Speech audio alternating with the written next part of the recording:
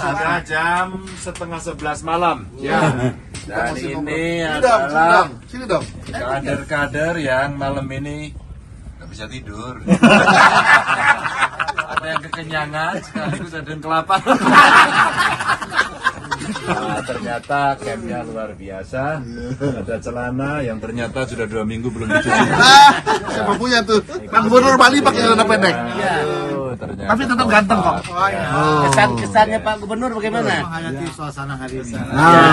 Kebersamaan Materinya bagus, Ya. tidurnya nyenyak, sederhana.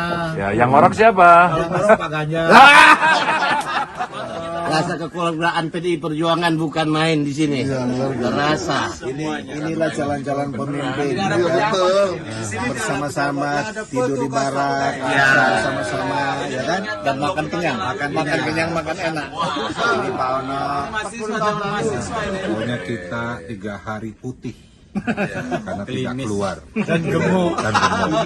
itu yang jelas. Ternyata Balai Pendidikan PDI Perjuangan luar biasa. Oke, dan mau tahu suara kalau malam hari?